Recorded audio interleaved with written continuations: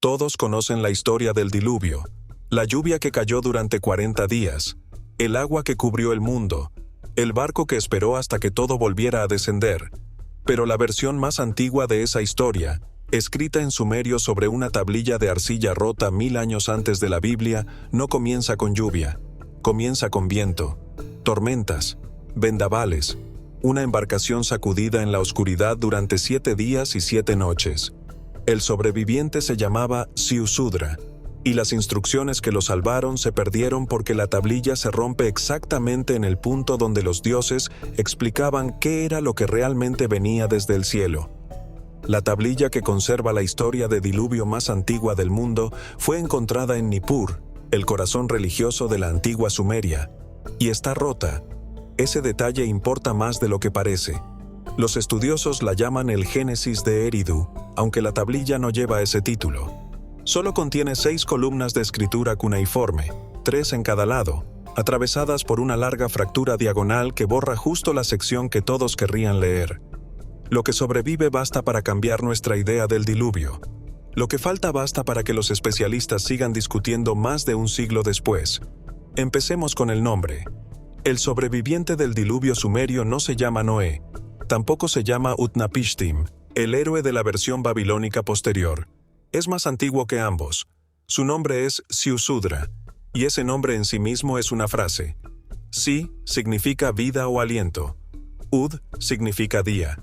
Su significa extender o prolongar. Ziusudra significa algo como vida de largos días, o aquel cuyo aliento fue prolongado. Los sumerios no le dieron a su héroe del diluvio un simple nombre personal. Le dieron una función. Era el hombre al que se le permitió seguir respirando cuando a todos los demás no. El texto no comienza con agua. Comienza con una decisión. Los grandes dioses de Sumeria se reúnen. An, el padre del cielo. Enlil, señor del viento. Ninhursag, la madre. Y Enki, dios de las aguas profundas y de la astucia. Las líneas fragmentadas describen un consejo, un veredicto y una sentencia contra la humanidad. La razón se perdió en la fractura. No sabemos qué hizo la humanidad. Solo sabemos lo que los dioses decidieron hacer. El veredicto fue destrucción. Total, deliberada, acordada.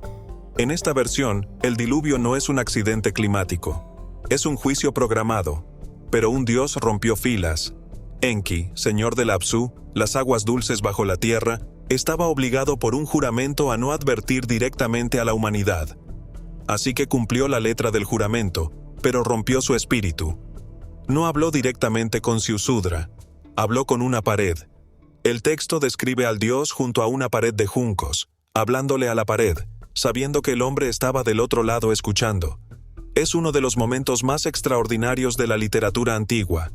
Un dios usando una trampa legal para salvar a un humano, susurrando la condena a una estructura, para poder decir que nunca se la dijo a ninguna persona. Lo que susurró fue una orden: construye. Y ahí comienza a perderse la parte más importante de toda la historia, porque la tablilla se rompe justo donde aparecen las instrucciones, las dimensiones del barco, los materiales, el tiempo disponible, la advertencia exacta sobre lo que venía. Todo eso desapareció. Tenemos el momento anterior, tenemos las consecuencias, pero el punto central, la parte que explicaría para qué exactamente debía prepararse Ziusudra, está perdida. Ese es el gran vacío del texto. Estamos leyendo un manual de supervivencia con la página de instrucciones arrancada. Lo que sí podemos recuperar es el vocabulario de la catástrofe. Y ahí es donde la imagen tradicional empieza a fallar. Cuando el desastre llega en las líneas conservadas, las palabras no son simplemente palabras de lluvia. El texto habla de tormenta, de vendaval, de viento. Usa términos asociados con Enlil, el señor de la tormenta, no solo con ríos que crecen. El desastre no parece subir lentamente desde los pantanos. Viene de arriba, viene de frente, golpea. La tierra no se describe como algo que se ahoga poco a poco. Se describe como algo atacado. Pensemos en la imagen habitual del diluvio.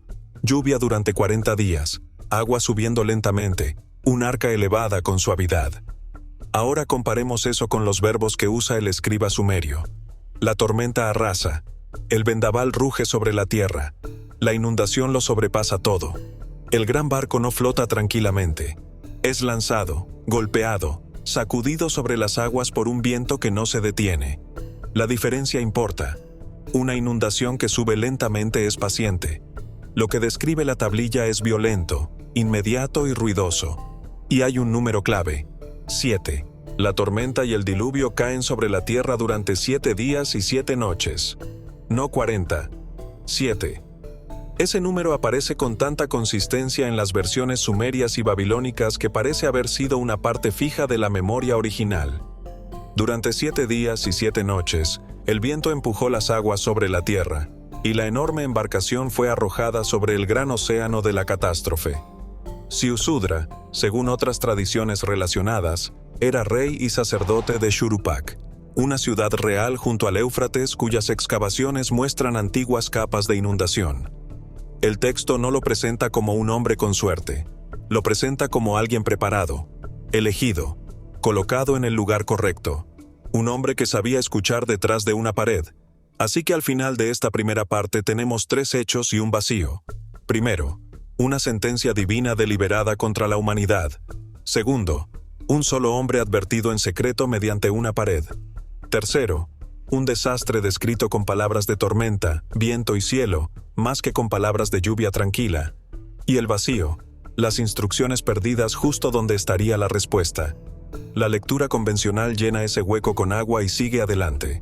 Un diluvio es un diluvio. Los ríos crecieron. La ciudad se ahogó. Un hombre sobrevivió. La historia creció. Esa lectura es razonable.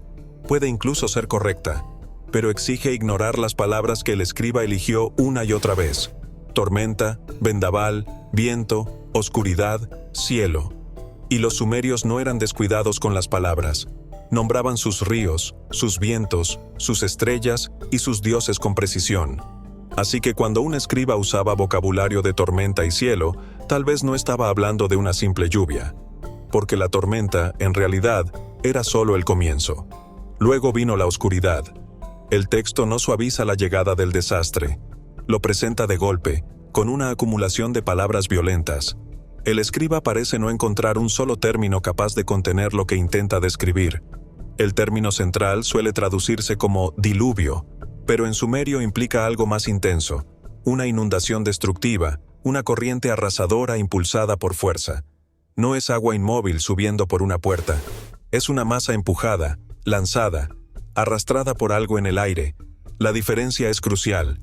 La lluvia cae hacia abajo, un río se desborda hacia los lados, pero un diluvio impulsado por tormenta tiene dirección, tiene frente, tiene violencia. El agua no sube para alcanzar a la gente. El agua es arrojada contra ellos, y sobre el agua está el viento. Este es el detalle que la versión familiar suele perder. En la tradición sumeria y en la babilónica posterior, el diluvio no está separado de la tormenta. El aliento del dios del viento está dentro de él. El vendaval desgarra el mundo durante todo el desastre. Los textos hablan de una oscuridad que llega con el viento, de un cielo que se vuelve contra la tierra, de un rugido tan fuerte que nadie puede hablar por encima de él. Una versión posterior dice que la tormenta fue tan terrible que incluso los dioses se asustaron de lo que habían desatado y huyeron hacia lo alto, encogidos como perros contra el muro del cielo. Piensa en esa imagen. Los mismos dioses que votaron la destrucción terminan aterrados por la fuerza que liberaron.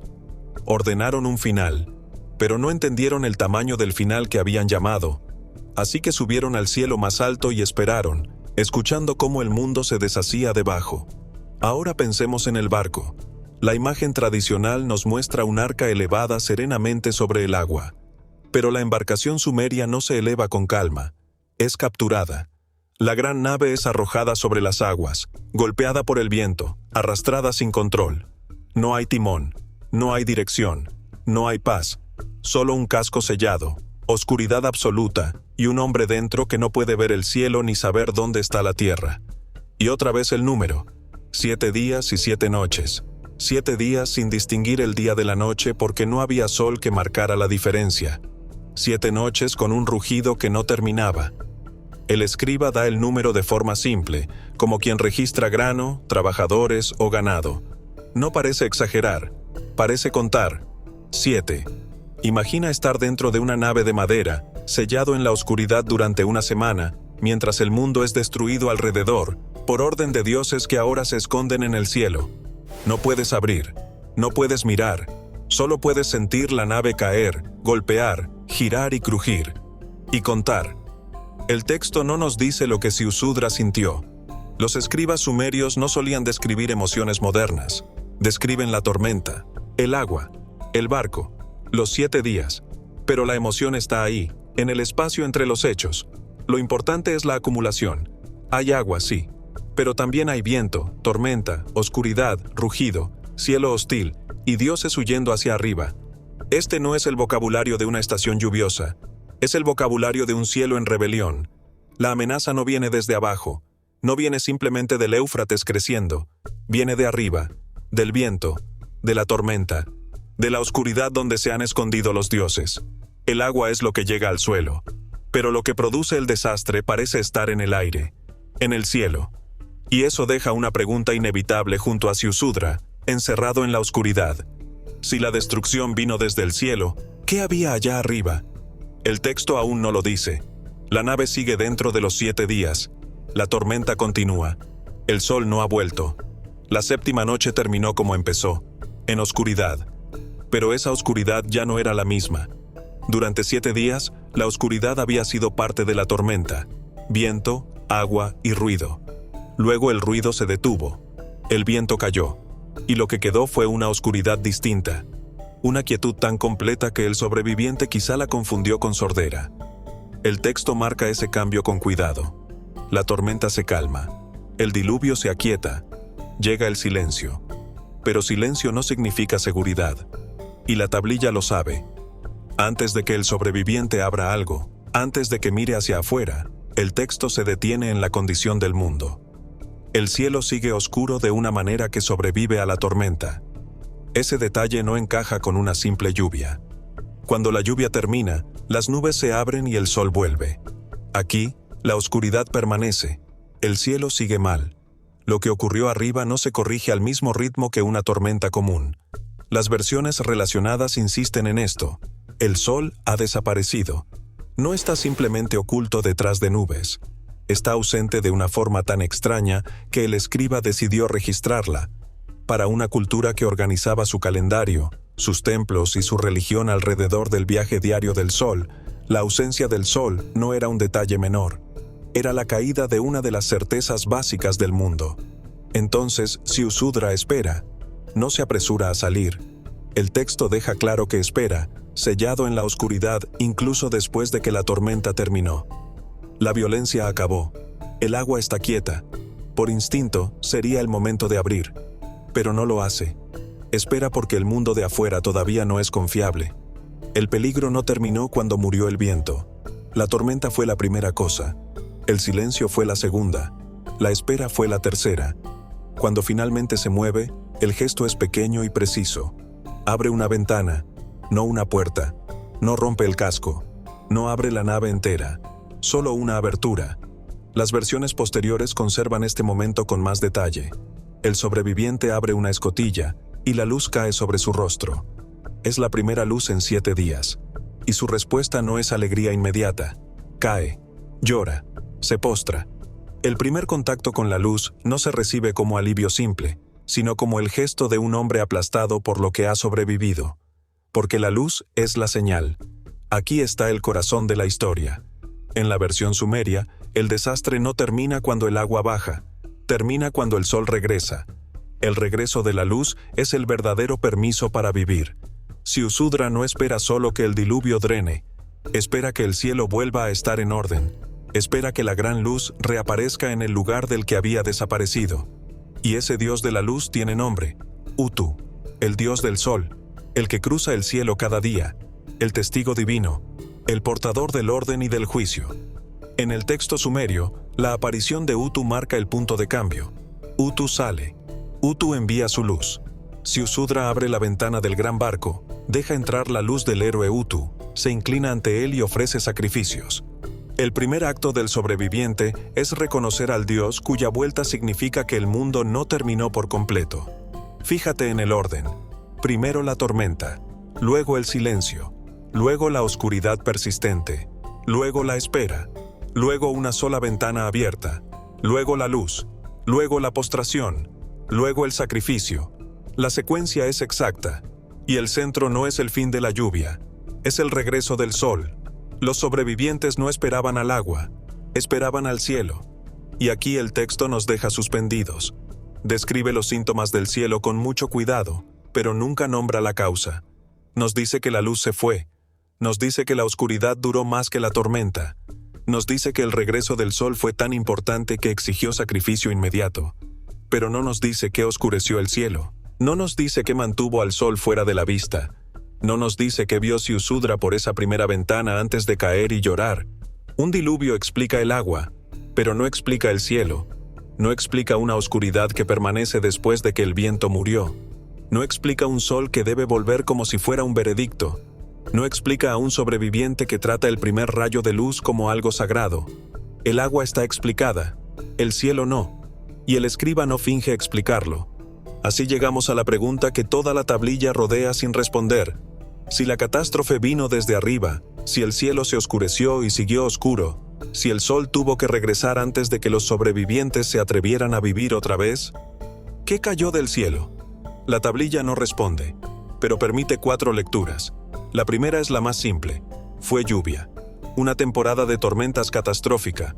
Una inundación gigantesca. El Tigris y el Éufrates desbordados al mismo tiempo. La llanura mesopotámica convertida en mar interior.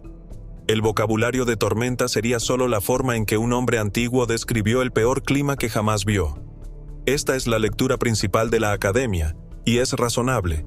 Mesopotamia sí se inundaba. Las excavaciones en lugares como Shuruppak y Ur encontraron capas reales de inundación. La explicación más simple suele ser la correcta, y aquí la explicación más simple es agua. Pero esa explicación debe apartar las partes que no encajan. La oscuridad que dura más que la tormenta, el sol tratado como ausente, los dioses aterrados por su propia obra. La lluvia fuerte explica el agua, no explica todo lo demás. La segunda lectura toma el texto como teología. Fue castigo divino. Los dioses decidieron terminar con la humanidad, y el instrumento fue un cielo vuelto contra la tierra. En esta lectura, no hace falta buscar una causa física, porque la causa es un veredicto. La oscuridad es el retiro visible del favor divino. El regreso del sol es la señal de que el juicio terminó. Así probablemente lo habría escuchado un antiguo sumerio. Para ellos, un cielo oscuro no era solo meteorología, era una sentencia. El problema es que esta lectura explica el significado, pero no el mecanismo. Aun si los sumerios lo entendieron como juicio, algo físico oscureció el cielo. Algo hizo desaparecer el sol. La teología explica por qué creían que ocurrió. No explica qué ocurrió. La tercera lectura es la más inquietante. Dice que algo cayó. No lluvia, sino escombros. La insistencia en el cielo, la oscuridad persistente, el sol bloqueado durante días, los dioses huyendo hacia arriba, el viento que empuja el agua. Algunos han visto allí la firma de un evento celeste, una explosión aérea, un meteorito, una lluvia de fragmentos, un cometa partiéndose en la atmósfera. El cielo se ilumina, luego se llena de polvo y vapor. El sol queda apagado durante días. La onda de choque empuja agua sobre la llanura. El texto no lo dice, pero tampoco lo contradice, y esta lectura tiene algo a su favor. Es la única que intenta explicar todos los elementos a la vez: la tormenta, el viento, el rugido, la oscuridad prolongada, el sol ausente, el miedo de los dioses, la larga espera antes de abrir. No podemos probarlo, solo podemos notar que encaja. La cuarta lectura es más tranquila, y quizás sea la más realista. Dice que el diluvio no fue un solo evento, fue una compresión de muchos recuerdos, un gran desbordamiento, una temporada terrible de tormentas, un año en que el cielo se oscureció por una erupción lejana, un fuego que cayó del cielo en tiempos de los abuelos, varias catástrofes unidas en una sola historia, porque la memoria humana necesita historias simples para cargar cosas demasiado grandes. Las contradicciones del texto no serían errores, serían costuras, los lugares donde diferentes memorias fueron unidas en una sola narración. El diluvio parece demasiado grande para una sola palabra, porque quizá nunca fue una sola cosa. Pero las 4 lecturas chocan con el mismo problema: la fractura, la parte rota de la tablilla. La sección donde Enki daba las instrucciones desapareció, y con ella desapareció quizá la pista más importante. No tenemos la línea que habría dicho de qué debía protegerse Ziusudra. No tenemos la advertencia completa. No tenemos la descripción de lo que venía. Tenemos la tormenta, el barco, los 7 días, la oscuridad, el regreso del sol, pero no tenemos la causa. Seguimos leyendo un manual de supervivencia con la página de supervivencia arrancada. Por eso esta historia nunca se cerrará del todo. La lectura académica conserva el agua, porque las capas de inundación son reales. La lectura religiosa conserva el juicio, porque el texto habla de una sentencia divina. La lectura cósmica conserva el cielo que cae, porque solo eso explica todo el patrón. Y la lectura de la memoria colectiva conserva la idea de que muchas catástrofes se unieron en una sola. La tablilla permite todas esas lecturas. La tablilla está rota justo donde más importa. Las instrucciones desaparecieron. La causa desapareció. Pero los 7 días permanecen. Y la pregunta sigue esperando en la arcilla. ¿Qué fue lo que cayó del cielo?